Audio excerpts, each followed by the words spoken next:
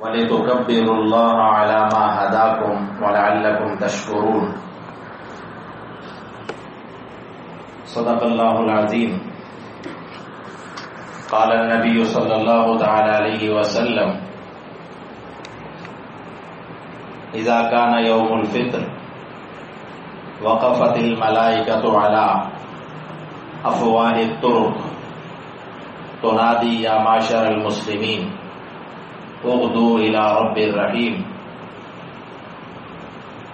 یأمر بالخیر ویصیب علیہ الجزیل، او کما قال علیہ الصلاۃ والتسلیم. صدق اللہ العظیم وصدق رسولہ النبی الامی الکریم، ونحن على ذلك من الشاہدین والشاکرین والحمد للہ رب العالمین. اللهم صل على سيدنا ومولانا محمد وعلى آل سيدنا ومولانا محمد واصحاب سيدنا ومولانا محمد وبارك وسلم وصل عليه.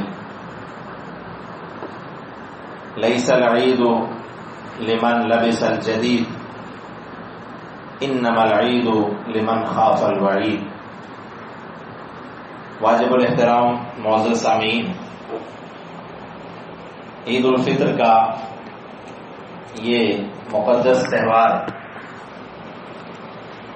آج مسلمان امت منا رہے ہیں.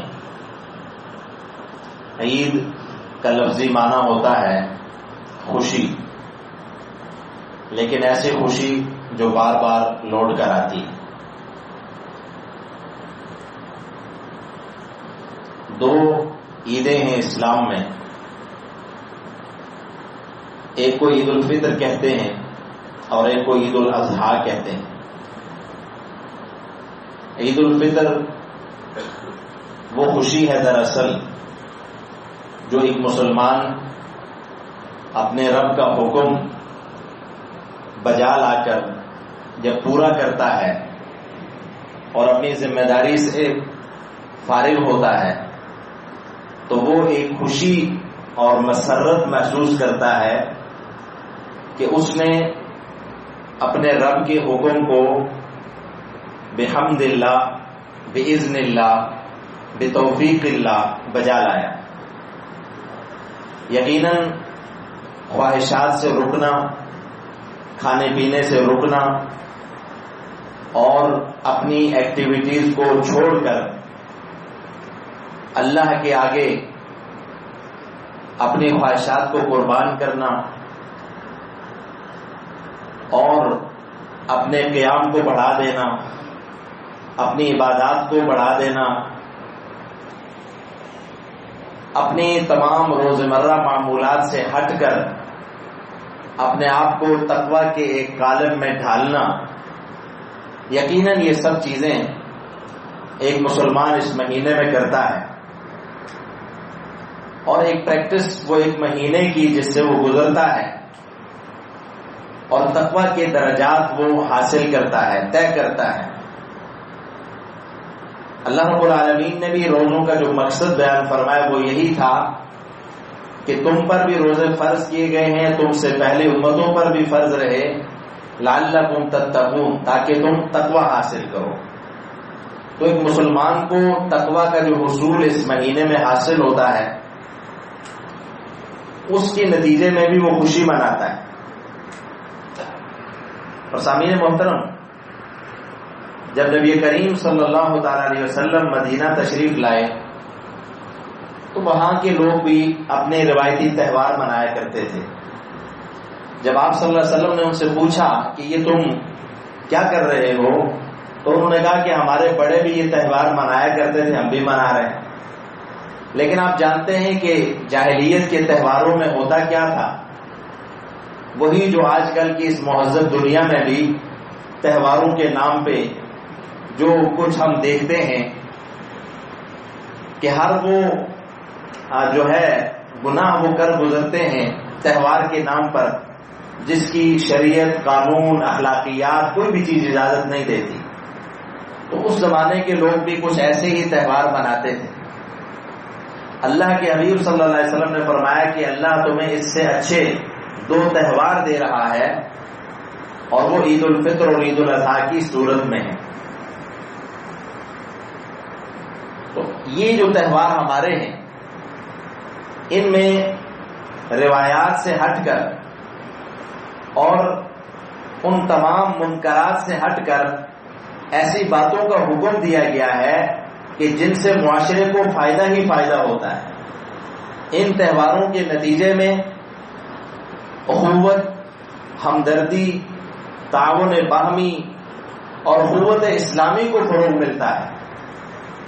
ہم دیکھتے ہیں کہ عید الفطر سے پہلے ہم اپنے صدقہ فطر کو ادا کرتے ہیں اور اس سے پہلے ہم رمضان المبارک میں بھی اپنے معاشرے کے ان لوگوں کے ساتھ کھل کر تعاون کرتے ہیں کہ جو ہمارے تعاون کے منتظر اور مستحق ہوتے ہیں. تو اس تعاون کے نتیجے میں عید کا جو دن ہوتا ہے وہ ہر طرف خوشیاں بکھیر رہا ہوتا ہے اور ہمیں وہ لوگ بھی خوش نظر آتے ہیں. ان کے چہروں پہ بھی ہمیں مسرت کی جو ہے وہ علامتیں نظر آتی ہیں جو سارا سال اپنی معاشی اور دیگر پریشانیوں میں مبتلا رہتے ہیں. تو اس لیے یہ تہوار کچھ منفرد شکل اختیار کر جاتا ہے. اور اس لیے بھی کہ ہم دیکھتے ہیں کہ یہاں خوشی کا جو انداز ہے وہ کچھ عجیب طرح کا ہے کہ جب ایک مسلمان اپنے گھر سے نکلتا ہے عیدگاہ کی طرف آتا ہے تو وہ نمائش اور اکڑ سے نہیں آتا، وہ عاجزی سے آتا ہے. وہ رب کی کبریائی بیان کرتے ہوئے آتا ہے. اللہ اکبر اللہ اکبر لا الہ الا اللہ واللہ اکبر اللہ اکبر وللہ الحمد، یہ ترانہ اس کی زبان پہ ہوتا ہے اور وہ کہتا ہے کہ اللہ تو ہی بڑا ہے، تو ہی حمد و ثنا کے قابل ہے، ساری تعریفوں کا مستحق تو ہے.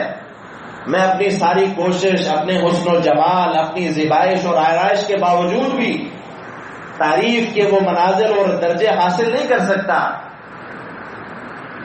اللہ اکبر اللہ اکبر لا الہ الا اللہ واللہ اکبر اللہ اکبر وللہ الحمد، اللہ ساری تعریفوں کا مستحق تو ہے. تو عاجزی اور انکساری اور شکر ہماری زبان سے جاری ہوتا ہے. اور سامعین محترم یہی بات اللہ تعالیٰ نے قرآن پاک میں ارشاد فرمائی کہ وَلِتُكَبِّرُوا اللَّهَ عَلَى مَا هَدَاكُمْ، اللہ کی کبریائی اس لیے بیان کرو کہ اس نے تمہیں ہدایت دی. وَقَالُوا الْحَمْدُ لِلَّهِ الَّذِي هَدَانَا لِهَذَا وَمَا كُنَّا لِنَهْتَدِيَ لَوْلَا أَنْ هَدَانَا اللَّهُ. اہل ایمان تو کہیں گے الحمدللہ، تعریف اس اللہ کی جس نے ہمیں ہدایت دی، اگر وہ ہمیں ہدایت نہ دیتا تو ہم ان کامیابیوں سے ہمکنار نہ ہوتے. تو آج ہماری زبانوں پہ جو اللہ کی کبریائی کی صدائیں بلند ہوتی ہیں اس کا مقصد یہ ہے کہ تاکہ ہم اللہ کا شکر ادا کریں اور اس ہدایت پہ جو اس نے ہمیں عطا کی ہے ہم اس کے آگے سر و سجود ہوں. اور سامعین محترم اس عید کا ایک مقصد یہ بھی ہے کہ ہم اپنی خوشیوں میں دوسروں کو شریک کریں. اسلام نے ہمیں جتنی خوشیاں عطا کی ہیں اور اس میں جو ہے حتی الامکان اس بات کو مد نظر رکھا گیا کہ وہ خوشی ایک انسان اکیلا سیلیبریٹ نہ کرے بلکہ وہ اپنی خوشیوں میں دوسروں کو شامل کرے. ہم دیکھتے ہیں کہ ایک مسلمان کو جب اللہ اولاد کی نعمت سے نوازتا ہے تو وہ عقیقہ کرتا ہے اور دوسروں کو اس میں خوشیوں میں شریک کرتا ہے. شادی جب وہ کرتا ہے تو ولیمہ کرتا ہے اور دوسروں کو اپنی خوشیوں میں شریک کرتا ہے. اور خاص طور پہ ولیمے کا مقصد جو ہے، اور اللہ کے حبیب صلی اللہ علیہ وسلم نے فرمایا کہ وہ ولیمہ جو ہے بہت برا ہے کہ جس میں امیروں کو تو بلایا جائے لیکن غریبوں کو اس سے پیچھے رکھا جائے. تو اب دیکھیں اس خوشی میں بھی کوشش کی گئی کہ اس طبقے کو اپنی خوشی میں شامل کیا جائے کہ جو ایسے لمحات کے لیے اور ایسے انویٹیشنز کے لیے وہ ترستا ہے. تو یہی خوشی ہم عید کے دن مناتے ہیں. لیکن اس میں بھی آپ دیکھیں صدقہ فطر کی شکل میں ہم دوسروں کو اپنے ساتھ خوشیوں میں شامل کرتے ہیں. اور عید الاضحیٰ جب ہم بڑی عید جس کو ہم عرف عام میں کہتے ہیں، اس عید میں بھی ہم دیکھیں قربانی کا گوشت جب ہم ڈور ٹو ڈور پہنچاتے ہیں، لوگوں تک پہنچاتے ہیں، تو ہم ان کو اپنی اس قربانی کی خوشی میں بھی کیا کرتے ہیں؟ شریک کرتے ہیں. اور یہ صحیح وہ مصداق ہے جو اللہ نے فرمایا کہ اہل ایمان جو ہوتے ہیں، صاحب ثروت لوگ، فی اموالہم حق للسائل والمحروم، ہر خوشی میں ان کے مالوں میں سوالیوں کے لیے اور محروم لوگوں کے لیے حصہ ضرور ہوتا ہے. تو یہ تہوار جو آپ دیکھیں، اس سب کے بعد ایک ہمدردی اور محبت اور اخوت اور بھائی چارے کی شکل اختیار کر جاتا ہے اور عملاً اس کا اظہار ہوتا ہے. سامعین محترم، آج کا جو دن ہے خوشی کا دن ہے. اس دن میں ہمیں ایک کام اور کرنا ہے، اور وہ یہ ہے کہ ہم اپنے رشتہ داروں کے ساتھ جو قطع تعلقی کیے ہوتے ہیں، جو قطع رحمی ہم کرتے ہیں، آج کے دن ہم اسے دوبارہ اس تعلق کو جوڑیں جو ہم نے توڑا ہوتا ہے. اللہ کے حبیب صلی اللہ علیہ وسلم نے فرمایا، صل من قطعک واعف عمن ظلمک، جو تجھ سے تعلق توڑے تو اس سے تعلق جوڑ، اور جو تجھ پہ ظلم کرے تو اسے معاف کر دے. آج کے اس دن میں ہم اپنے ان رشتہ داروں کو، قرابت داروں کو جو ہر لحاظ سے ہماری محبت، ہماری قربت، ہماری مودت کے مستحق ہوتے ہیں، آج ہم انہیں سلام کریں، انہیں خوش آمدید کہیں، انہیں ویلکم کریں، انہیں اپنے گھروں میں دعوت دیں، ہم ان کے گھروں میں جائیں اور ان تعلقات کو دوبارہ جوڑیں جو ہم نے توڑے ہوتے ہیں. یہ رشتہ داریاں، یہ برادریاں، یہ اللہ کی نعمت ہیں، یہ اللہ کا احسان ہے. کون سا ذی شعور انسان ہے جو ان برادریوں اور رشتہ داریوں کی اہمیت سے ناواقف ہے؟ اور سامعین محترم، نبی کریم صلی اللہ تعالی علیہ وسلم نے فرمایا ایک حدیث میں کہ میں جنت کے اطراف میں ایک محل کا ضامن ہوں، ضمانت دیتا ہوں اس شخص کے لیے کہ جو حق پر ہونے کے باوجود جھگڑا چھوڑ دیں. ہم جانتے ہیں ہم بہت سارے معاملات میں ہم رائٹ پہ ہوتے ہیں، ہم حق بات کر رہے ہوتے ہیں اور حق بات پہ ہماری ناراضگی ہوتی ہے، لیکن اس کے باوجود بڑا وہ ہے جو اپنا حق چھوڑ دے. یہ جذبہ ہمارے معاشرے میں ہمیں بہت کم دیکھنے کو ملتا ہے. سالہ سال گزر جاتے ہیں، بہن بھائی آپس میں باتیں نہیں کرتے، سالہ سال گزر جاتے ہیں. بعض دفعہ تو ایسے وہ قطع تعلقی کرتے ہیں کہ کبھی زندگی میں بھی یہاں تک کہہ دیتے ہیں کہ میرے جنازے میں بھی تم نے نہیں آنا. تو یہ جو روش ہے یہ اللہ کے قرآن کے خلاف ہے، یہ دین اسلام کے مزاج کے خلاف ہے. اول تو ہم کوشش کریں ہم اپنے ہاتھ سے، زبان سے کسی کو تکلیف نہ پہنچائیں. صحیح مسلمان تو وہ ہے من سلم المسلمون من لسانہ ویدہ. اور سامعین محترم، یہ جو رشتہ داروں کے ساتھ قطع رحمی ہے یہ بہت بڑا جرم ہے. حدیث میں آتا ہے کہ یہ صلہ رحمی توڑنے والا، یہ قطع رحمی کرنے والا، یہ بد دعا کرتی ہے اس کے لیے کہ اللہ جس نے مجھے توڑا تو اسے توڑ دے، جس نے مجھے جوڑا تو اسے جوڑ دے. تو اس لیے ایک تو یہ ہے کہ ہم اپنے رشتہ داروں کو آج اپنی خوشیوں میں شریک کریں، ہم ان سے معافی مانگیں اگر ہم نے گناہ کیے ہیں، ہم نے زیادتی کی ہے، اور اگر انہوں نے کیا تو انہیں معاف کریں، اور یوں ہم ایک دوسرے سے آج اپنی محبت کو بانٹیں. اور سامعین محترم، نوجوان نسل کے لیے آج کا میسج یہ ہے کہ وہ اپنے بزرگوں کو وقت دیں، اپنے والدین کو ٹائم دیں. وہ والدین جنہوں نے بچپن میں وہ انہیں کبھی اپنی آنکھوں سے دور نہیں کرتے تھے، آج والدین اس اسٹیج پہ پہنچے ہیں کہ بچے ان کے ساتھ بیٹھیں، ان کی بات سنیں، ان کو ٹائم دیں، انہیں وقت دیں، ان کے ساتھ کچھ محبت شیئر کریں، ان کی خدمت کریں. یہاں بھی وہ ہمارے ہاں ایسا ماحول بن چکا ہے کہ والدین بھی ترستے ہیں کہ کبھی انہیں اولاد کبھی ان کے ساتھ بیٹھ کر کچھ دیر باتیں کریں.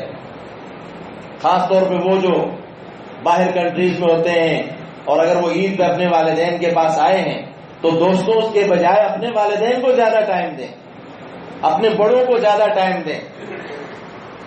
انسان بعد میں پچھتاتا ہے کہ اب میرے والدین ہوتے تو میں یہ کرتا، میں وہ کرتا، لیکن جب وقت ہوتا ہے تو ہماری مصروفیات وہ ہمارا دامن نہیں چھوڑتی. تو اس لیے وقت دیں اپنے بزرگوں کو. اور سامعین محترم، یہ جو عید کے اجتماعات ہیں یہ ایک بہت بڑا اس کا ایک مقصد ہے، جمعے کے اجتماعات کا، عید کے اجتماعات کا، کہ ایک مسلمان ایک جگہ پہ جمع ہوں، اتحاد کا، یگانگت کا، یکجہتی کا مظاہرہ کریں، ان کے اندر اخوت اور بھائی چارہ اور مساوات بڑھے، بغیر کسی رنگ، نسل، ذات پات، امیر غریب کی تفریق کے وہ ایک صف میں اکٹھے ہوں. اور آپ جانتے ہیں یہ اتحاد، یہ بھائی چارہ، یہ کتنی پاورفل چیز ہے. اقبال نے کہا تھا کہ فرد قائم ربط ملت سے ہے تنہا کچھ نہیں، موج ہے دریا میں اور بیرون دریا کچھ نہیں. تو اس مساوات کا جو عملی مظاہرہ ہے اسلام نے تمام عبادات میں تقریباً رکھا ہے، لیکن نماز جیسی عبادت اس میں تو مساوات جو ہے وہ کوٹ کوٹ کے بھری ہوئی ہے. یہاں پہ اللہ کے گھر میں سب برابر ہیں. دنیا کے مذاہب میں آپ کو یہ نظارہ دیکھنے کو نہیں ملے گا، وہاں پہ تفریقیں ہیں، لیکن اللہ کے گھر میں سب برابر ہیں. اسلام نے تو آج کا جو دن ہے اس میں مسلمانوں کو یکجہتی کا جو مظاہرہ ہم نے کرنا ہے. آج کا دور اس کا بہت شدید متقاضی ہے کہ مسلمان اتحاد کو بڑھائیں، اور یہ صرف محلے کی سطح پر یا معاشرے کی سطح پہ نہیں، عالمی سطح پہ آج ضرورت ہے اس بات کی کہ مسلمان متحد ہوں. آپ دیکھ رہے ہیں سچویشنز کیا ہیں.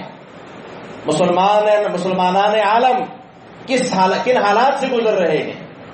فلسطین کے حالات ہمارے سامنے ہیں، کشمیر کے حالات ہمارے سامنے ہیں، شام کے حالات ہمارے سامنے ہیں. ان مظلوم مسلمانوں کے لیے کیا اب بھی ہم نہیں سمجھتے کہ اتحاد کتنا ضروری ہے؟ اللہ کے حبیب صلی اللہ علیہ وسلم نے آج سے 1400 سال پہلے فرمایا تھا کہ الکفر ملت واحدہ، دنیا کا کفر کہیں کا بھی ہو وہ ایک ملت کی شکل میں جمع ہوگا اسلام کے خلاف. لیکن ایک مسلمان ہے کہ وہ مختلف ملکوں اور رنگوں اور نسلوں اور ذات پات کی تفریق میں بٹا ہوا ہے، فرقہ بندی ہے کہیں اور کہیں ذاتیں ہیں. کیا زمانے میں پنپنے کی یہی باتیں ہیں؟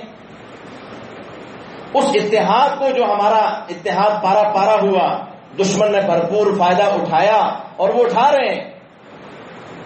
آج امت کے مظلوم مسلمان وہ طاقتور مسلمانوں کی طرف نظریں اٹھا اٹھا کے دہائیاں دے دے کے پکار رہے ہیں کہ ہماری مدد کو آؤ.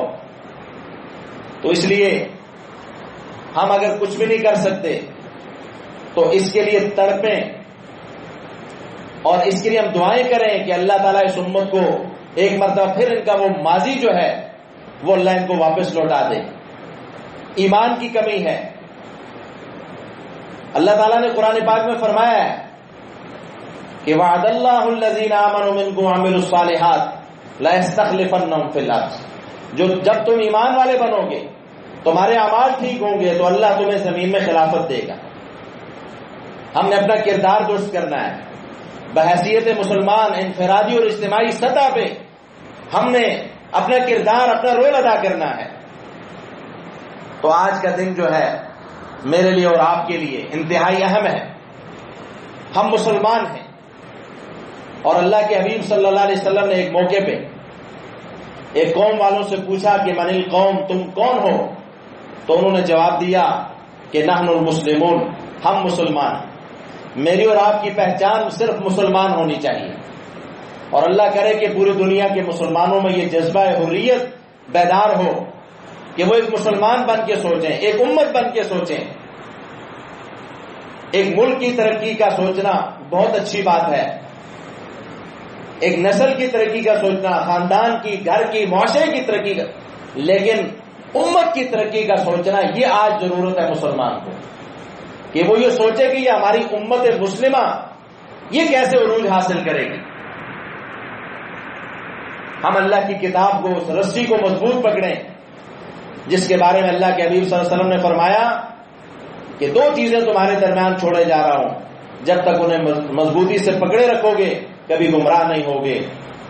ترکت فیکم امرین، 2 چیزیں ہیں، کتاب اللہ و سنت نبی، اللہ کی کتاب اور اس کے نبی کی سنت۔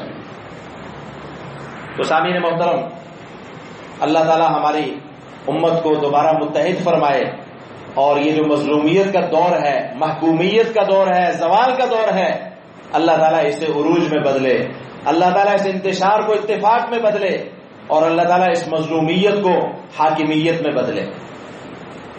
اور شوال کا جو مہینہ ہے، چونکہ یہ شروع ہے، اور اس مہینے میں جو 6 روزے ہیں جو شوال کے رکھے جاتے ہیں، ان کی بھی فضیلت یہ ہے کہ اگر ہم نے وہ رکھنے ہیں، رمضان کے روزے رکھے ہوتے ہیں، انسان کی پریکٹس بنی ہوتی ہے، تو اللہ کے حبیب صلی اللہ علیہ وسلم نے فرمایا کہ جس شخص نے رمضان المبارک کے روزے رکھے اور اس کے بعد شوال کے 6 روزے رکھے، فَكَأَنَّمَا صَامَ السَّنَةَ كُلَّهَ، تو گویا اس نے سارا سال پھر روزے رکھے۔ تو کوشش کریں کہ یہ روزے بھی ہم رکھیں، اکٹھے رکھنے ضروری نہیں ہے، ایک ایک کر کے آپ پورے شوال کے مہینے میں بھی رکھ سکتے ہیں۔ تو اللہ تعالی ہمیں عمل کی توفیق عطا فرمائے۔ اور اب عید کی جو نماز کا جو طریقہ ہے وہ آپ کو بتایا جائے گا، اسے ہم سنیں تاکہ ہم اس میں ادائیگی میں غلطی نہ کریں۔ چونکہ سال میں 2 عیدیں ہم پڑھتے ہیں، تو اس لیے ذرا ڈفرینٹ سا ہو جاتا ہے، ورنہ طریقہ تو کوئی مشکل نہیں ہے۔ تو ایک تو نیت اس کی یہ ہوتی ہے کہ رکھتے ہم 2 ہی پڑھتے ہیں، لیکن اس میں اضافہ ہوتا ہے 6 تکبیرات کا۔ وہ 6 تکبیرات جو ہیں وہ 3 کر کے ہم 2 رکعتوں میں پڑھتے ہیں۔